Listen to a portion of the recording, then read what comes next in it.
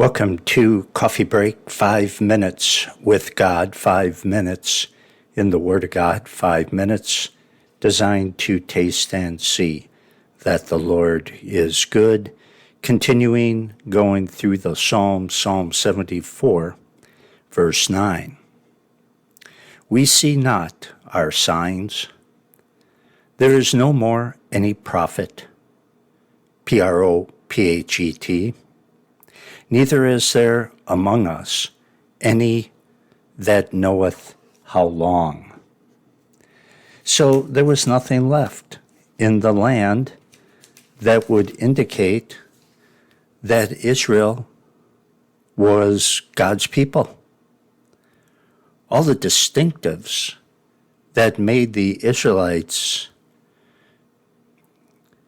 different from the rest of the world were gone, and all the holy distinctives, which the Israelites despised with their sin, were now forcibly removed by the enemy.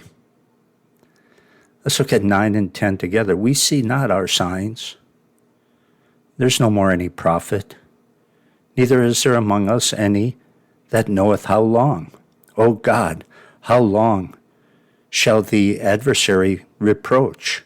Shall the enemy blaspheme thy name forever? The prophets are gone. The prophets had been despised by the people because the people had rejected God and his word. So now God gave them what they wanted: life without him, life without his word. They have no prophets. The word of God has been removed from them.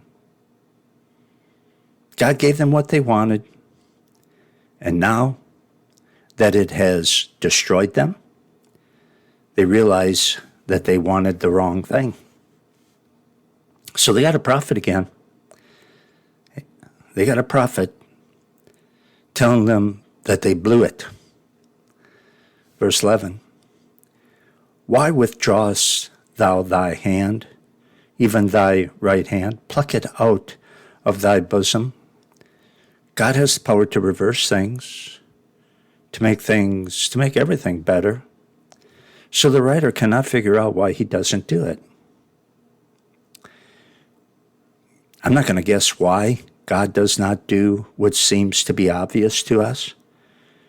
That's where faith in God has to kick in. And trusting him. 12. For God is my King of old, working salvation in the midst of the earth. God is my King. He doesn't do everything I want. He just said that. He's not answering prayers the way I would like, but he follows that up by saying he's still my King. I don't always understand God's ways, but God is always right. God is always perfect. God always does what is best. Deep down, the writer knew that God's way was best. That's what it means to trust in God. 13. Thou didst divide the sea by thy strength. Thou didst break the heads of the serpents in the waters. Israel loved to talk about the Red Sea miracle, probably more than any other miracle. And it sounds like some sea creatures were caught off guard and ended up dying on the dry sea bottom when God split it in two. Well, you know what? I think we're going to stop right here, and we'll pick it up in verse 14 next time here on Coffee Break. In the meanwhile, you can study the whole Bible with me at thebibleversebyverse.com.